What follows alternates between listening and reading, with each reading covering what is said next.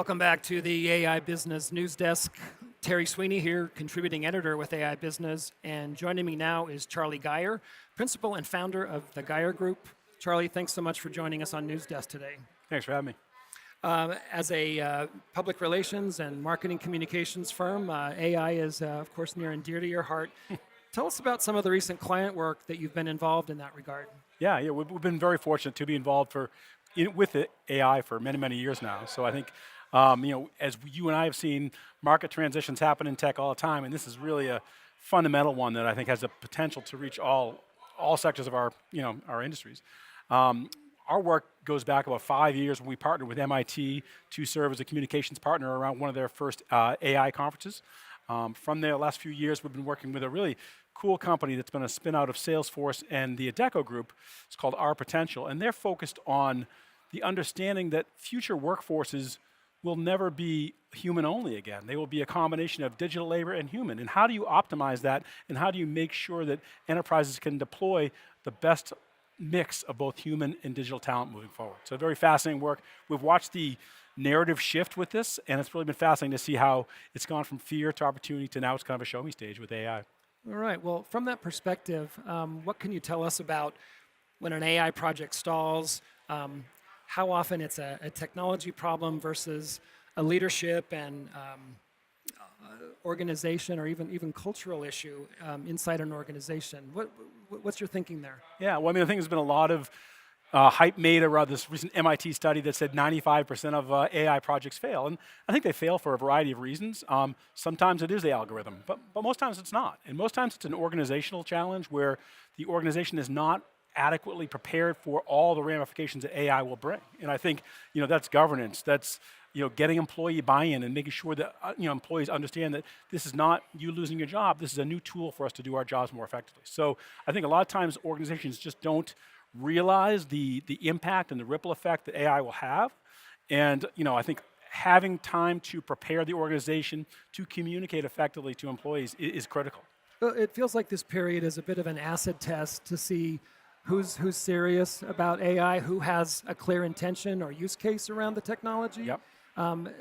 So much of what I've seen, at least, is we're doing this because our competitors are doing it, and we at least have to make it look good that we're keeping up with the competition.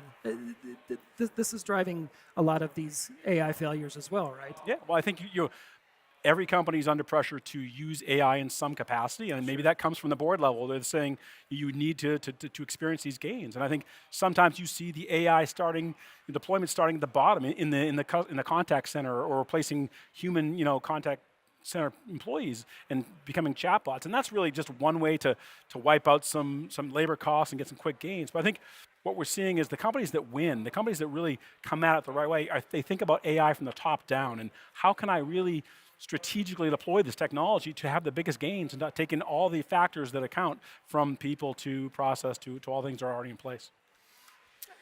The other trend that seems to be happening in parallel is that AI has a bit of an image problem. There also is this push to, I'll just say, make AI a little more friendly and cuddly and not so scary, or it's coming for your job, it's coming for your future.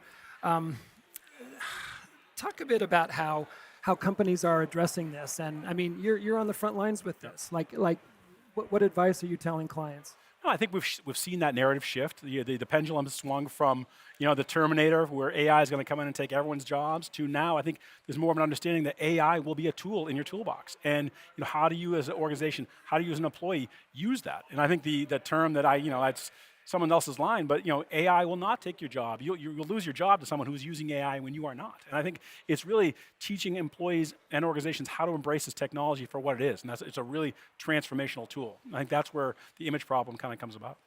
A phrase I keep hearing a lot about is AI value, and that could mean reducing headcounts, that could mean increased profitability, better productivity, those kinds of things. Can you share with us maybe a customer anecdote of something that AI has done for a client that has in fact delivered real value, real benefit to them. Yeah, no, I mean, I think you're seeing that. The MIT study I mentioned, but I think a lot of the early studies are coming out that show very low ROI when it comes to AI and what it's producing. So people are looking for those wins, and how can they stack up those wins to show they are getting the value you mentioned, and not just whitewashing an AI deployment. And I think, from a marketer, from a content producer's standpoint, we use AI and we see our clients using it really effectively in a number of different use cases. So. Can you share an example of marketing or a communications team that's using AI to uncover insights? Absolutely, yeah. And there's a number of them. I mean, I think what AI has done for marketing teams and communications professionals is it really has given us another sense in our toolbox. It's a seventh sense, if you will. And I think it gives us the ability from a social listening perspective, because so many great AI tools that really give us the ability to read, to understand sentiments and tonality better than we ever have before. So it's gone from, hey, what are people saying about us, to what are people about to say about us? What's happening out there that can inform us of what people are going to say? And I think that goes when you think about what that can do in a crisis, right? So in a crisis communications scenario, you need to respond quickly. And I think what AI has done is it's become almost like the smoke alarm. And humans still need to fight the fire, but we're given days now to fight the fire because we were alerted to the fire much earlier in the process. So really giving us our finger on the pulse in the market and what's happening around our company or our brand, and how do we protect that and preserve that. This sounds like a bit of predictive analytics. It really is. It really is. It gives us that power to see around those corners, to see things that we might not have picked up without it.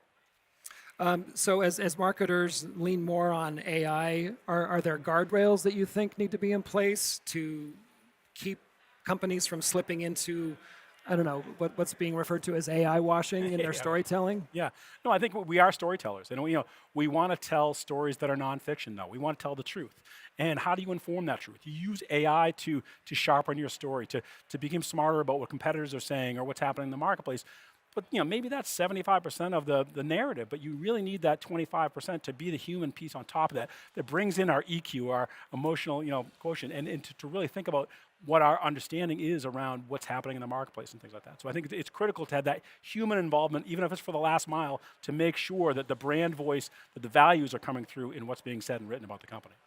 Well, Charlie Geyer, thanks for bringing in the marketing value around AI. Thanks for doing News Desk today. Thanks for having me. Appreciate it. We've been talking with Charlie Geyer of the Geyer Group. This has been Terry Sweeney for AI Business. Thanks for joining us for this segment. We'll see you next time.